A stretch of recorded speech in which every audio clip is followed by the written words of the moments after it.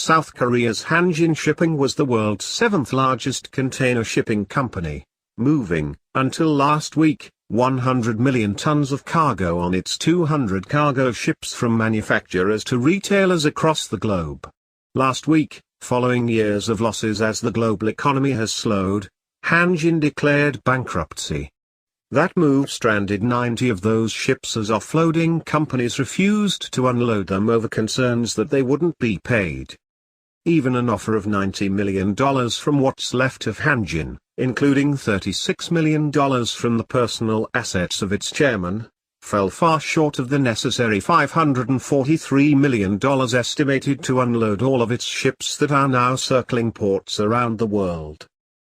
Concerns are mounting that the delay in offloading, retailers are scurrying to make other arrangements to get access to their goods in time for the holiday season, will impact Black Friday shopping and well into the Christmas season. Samsung, for example, has an estimated $40 million worth of refrigerators and other appliances, along with Galaxy smartphones and other visual products, waiting to be unloaded. The offloading is being complicated by creditors seizing some of those ships as collateral for loans they've made to Hanjin over the years.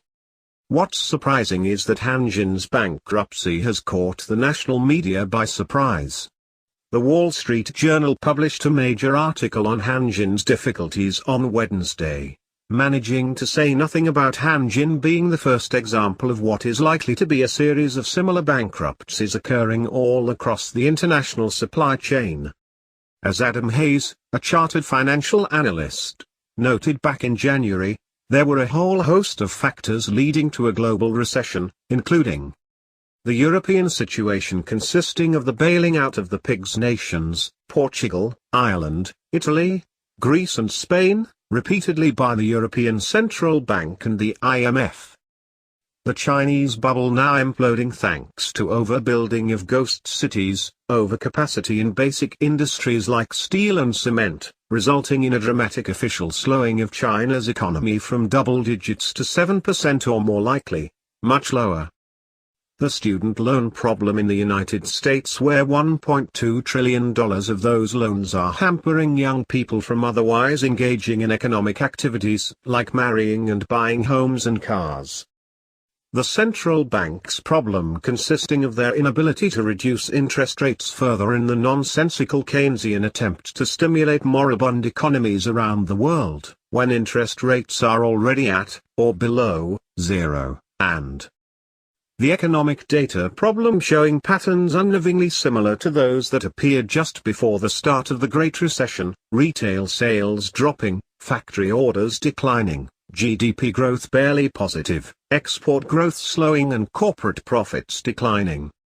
This was followed in February by Citigroup's conclusion, looking at the available data, that global growth might have been as low as 2% year-over-year in the final quarter of 2015, which, if it remains at such depressed levels, would qualify as a global recession, according to Citigroup's own definition.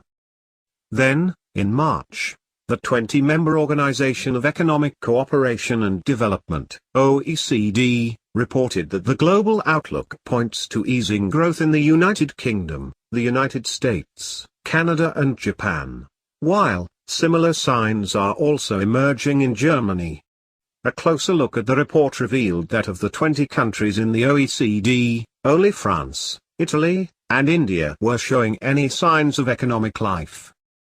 The July Cass Freight Index confirmed the slowing global economy as well, noting that the slowdown has been years in the making and coinciding, incidentally, with the start of the string of losses by Hanjin that finally sank the shipping company into bankruptcy last week. Hanjin is likely to be the first of many such declarations as the global economy continues to shrink, along with those involved in the supply chain. As Warren Buffett famously said, "Only when the tide goes out do you discover who's been swimming naked." In April, Hanjin applied for more assistance from its creditors to keep itself afloat as the global economy continued shrinking. When the banks finally refused any more assistance last week, Hanjin admitted that it had been, financially speaking, swimming naked since at least 2011. And Hanjin has not been swimming alone, as the media will likely be reporting in the months to